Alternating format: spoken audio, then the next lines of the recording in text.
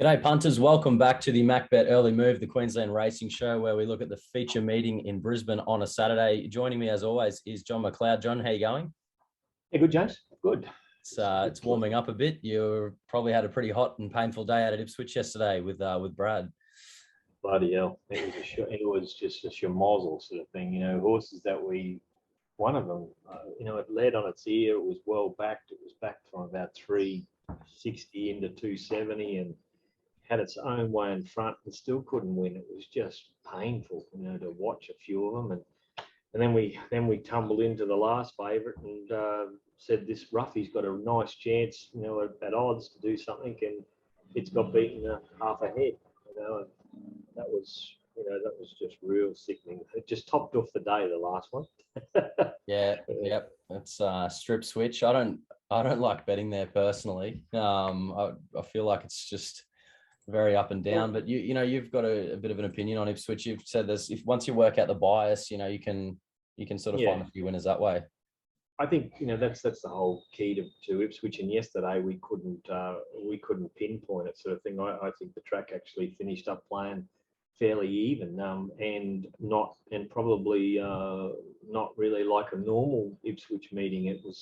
You could run on there, and it was just completely different to what we were expecting. And when that happens, we're in a lot of trouble and a lot of pain.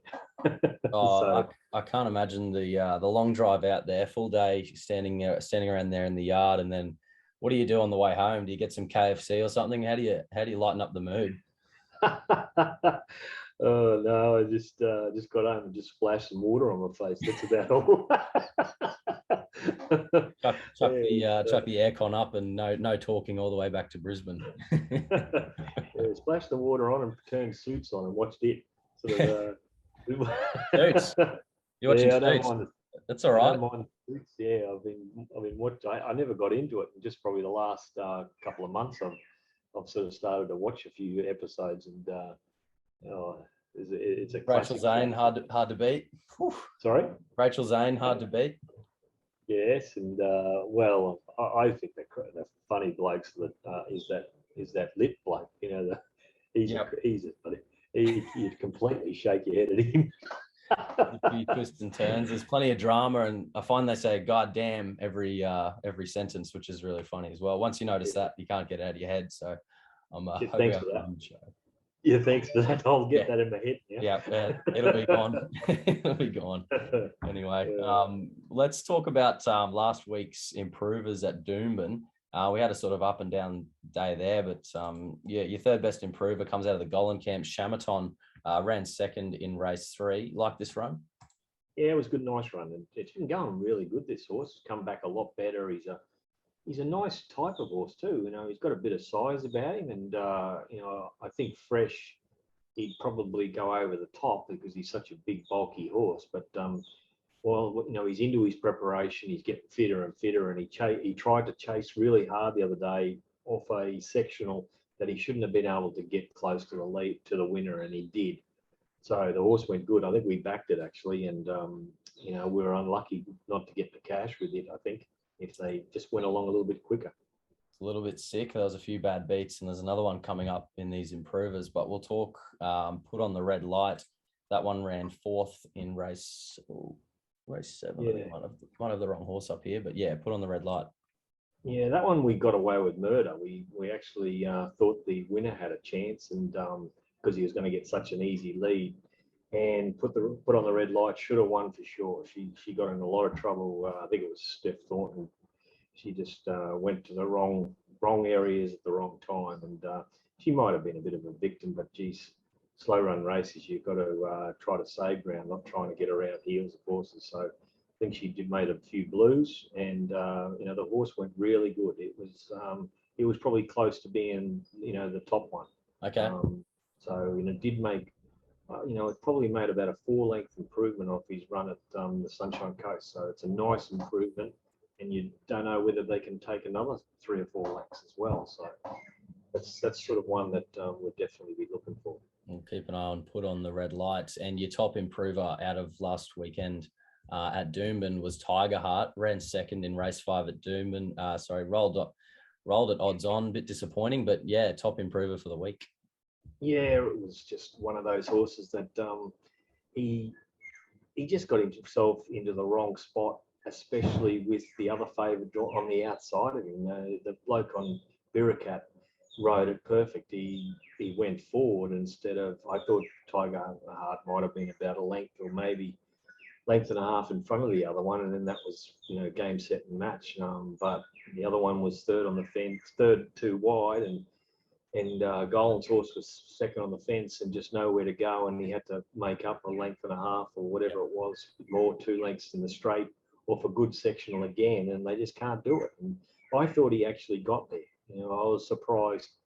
When the after the line, I thought he's got it. Yep, and then I watched the slow mo, and I thought it's either a dead heat or we've got beaten, and it come down the wrong way. So pretty crazy. I was up the coast with a few mates, the Mooloolaba Surf Club, and you think no one's really watching the races until you see the odds on pop start looming. Everyone's attention sort of, the room goes quiet and everyone just went, oh, and yeah, I thought it had won too. I was sort of counting the money and I realized I went, no, it got it, and slowed down the photo, and I went, oh no. So anyway. That's as far as my deep dive goes on that one. But you've repriced the race and put it up on Twitter. I had a couple of questions about that as well, which I found interesting for the novices like me. What's this? What do you do when you reprice a race? Well, I'm sort of looking at, knowing what price we had it. I think we had it about $1.90 going into it, and when we repriced it after the race, we're pretty much trying to work out whether it won like $1.90 shot, or it ran like $1.90 shot, or it ran, horses that we had longer. Like we had Birakat, I think, around the $5 mark, and we finished, and it's ran like a $3.50 shot. Now, the $5 shot, we probably had it further back than what it was, and that's the reason why we had it 5. So it really just shows up, the way we do it. There's a few ways of doing it, and I think some people do it a bit more simplistic to the way we're doing it now. But I think it really does show whether we are on the right track, pre-race. And then the post-race stuff, you can put all the information on what we know and how we look at things and what we give and take off horses, and it'll spit out the price that it ran to. So it's a really good guide for us on going forward and trusting what we had previously is right. For sure. And if it's not, well, then we're going to go back and have a look at it and see what's wrong. And so looking at it here, you had Tiger Heart rated $1.99 based on that run, and Betfair SP 220. So still, in theory, still a good bet. Yeah, and we had it, and it's pretty much that way. And then we actually have it. We look at what price we had it post race, pre-race. So pre-race, I think we had it around about, I think, like I said, $1.90, and post-race we've got it $2, and at SP 220. Now, pretty much that's where you'd think it would be, because all the big guns sort of don't. If they've got it $2, they don't back it into $2. They back it to give them some sort of edge, like a 4 or 5% edge or whatever. So whatever the price is that at SPs or Betfair SP, the big guys have got it to touch shorter than that, because that's the advantage that they're getting. So, and that's if they're right. Not to say they're right every time. But a lot of the time they are, especially one horses that first and second favourites ran. They run first and second, so you can get a good guide. And Birakat started 280, and the other one was 220, and we've pretty much got it 350 to 100% and $2 to 100%. So we're pretty much close to it. So which is good. It's a very interesting angle. It was good to see. Let's shift our focus to this weekend. We're racing at Eagle Farm HQ. Race. The track's currently a good 4. Rail in the 5.5 metre position. How are you going to play this one? Struggling to work out what's going to happen, especially when a little bit of wind around, and we've got storms coming on Saturday, and we're just going to have to play it by ear. But at the moment, I want to just get off the fence a little bit, not as far as what we have been 2 or 3 months ago. Yep. It's just probably 3 off. That's a nice sort of spot to start the day, and something on the fence. Usually they try to just steer out a little bit just to be on the safe side anyway. So it's pretty fair type of track at the moment. I think if the speed's on, they'll run on. If the speed's not on, well they'll pinch it. So it's a very, very fair track. It's good. Map is everything. Let's dive into race 4, the race we're previewing here. 1,000-meter race. I'll just run us through the market now. Refero out of the Golden Camp, $1.85. Stella Magic, $2.30. Fierce Warrior is $8.50. Jamelon Bolt is $12. Mystarian, $26. Pearls and Pims, $34. And Star Twinkle, $81 outside of there. Let's start with the favourite, Refero. You've sort of got it marked a little bit longer than market. Yeah, it won a race at Sunshine Coast the other day. It looked quite impressive, and the sectionals were pretty good on what we pay for. But our sectionals are nowhere near it. So we're leaning towards ours, and we're going to take a stand against it. A few horses have come out of that race that were well backed last weekend. I think one of them was for sure, and it was based on what that sectional was, and it ran last or second last, and it was $10 or $12 into $4 or something, $4.50 I think. So we're sort of going to trust our sectionals, and I don't think it was as good, and we're going to take a stand against it. I just wish there was a bit more speed in this race, and I'd say we're very keen to bet against it. For sure, a bit of a bug in the system there. It's interesting. So yeah, naturally top pick, Stella Magic, $2.30. Currently we've got Bailey on board. He's going good. Flying, just as I said in the past, just love backing him. Puts him in the right spots, and this top one, a few people were actually against what he did the other day. I have no problems with what he did, and I was on him, and he just couldn't find a horse to get him to track into the race, to jump on the back of it. So he was left exposed in a race that was run very slowly, and there was a sprint home, and he's first up from a spell, and everything was against him. And the horse did a really good job in hitting the line. Tiger Heart come out of the race and went really good the next start. Put Tiger Heart in this race, if it was 1,200, it'd just be $1.50. Yeah. Less. So just getting a line through Tiger Heart. Yep. And what this horse did, and I think it went better than Tiger Heart. But it did go better. I think it should be able to get over the top of a horse that's won at Cloundra in a sectional race, and I'm a bit doubtful on.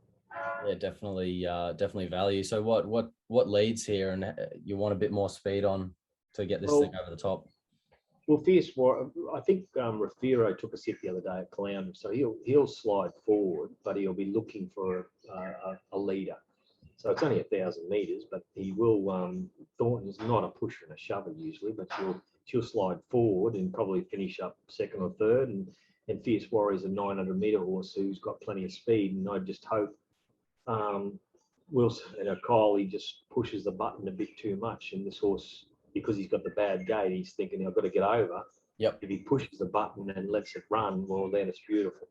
If he comes out with a thought, I'll just take my time getting over and whatever, and getting around him, well, then we're in a little bit of strife. I still think she can win, Stella Magic, but that's going to be a little bit more against her. What it'll possibly come up to a similar position to what she was against last time if that happens.